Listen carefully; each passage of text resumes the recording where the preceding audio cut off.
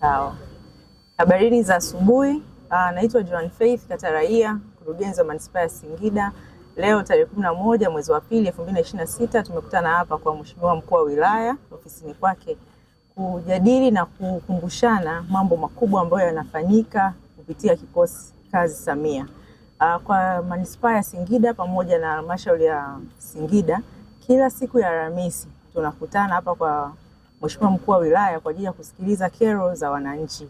Tunasikiliza na kutatua kero zao.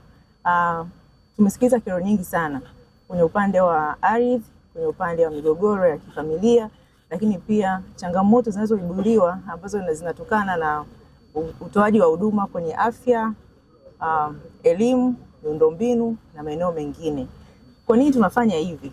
Mheshimiwa Rais Dr. Samia Suluhu Hassan alitoa maelekezo kwamba kila kiongozi asikilize kero na kutatua kero za wananchi wa maeneo yao. Tunatakiwa kuleta tabasamu kwa wananchi wetu. Na sisi tumekuwa tukifanya hivyo kila siku, lakini siku ya Alhamisi iko special kabisa kwa ajili ya kusikiliza wananchi na kutatua kero wanazokutana nazo. Sasa kupitia hili limetuongezea kwanza wajibikaji sisi kama viongozi, kwa sababu tunatakiwa kusikiliza, kutafuta solution na wananchi wetu waondoke wakiwa na majibu ya hizo changamoto wanazokutana nazo. Lakini pia imeongeza ushiriki au kuchochea demokrasia, kwa sababu sasa kila mwananchi yuko huru kutoa mawazo yake, yuko huru kusema kinachomtatiza na tunatafuta suluhisho baada ya kusema hizo changamoto wanazokutana nazo.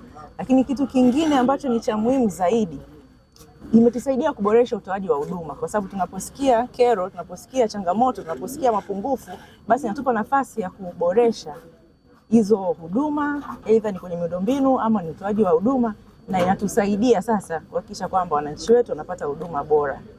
Zaidi ya yote, ninawakaribisha wananchi wote wa Singida kila siku ya Alhamisi hapa kwenye ofisi za Mkuu wa Wilaya ili tuweze kusikiliza kero zao na kuzitatua. Na nitoe maelekezo kwa watendaji wote wa kata kuhakikisha kwamba wanasikiliza kero, wanatafuta masuluhisho ili wananchi wetu waweze kuishi kwa amani. Asanteni sana.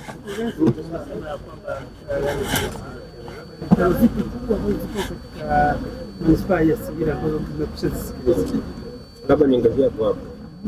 Unaweza kule ambazo zimeangukia wakati wako. Na ni kero za aina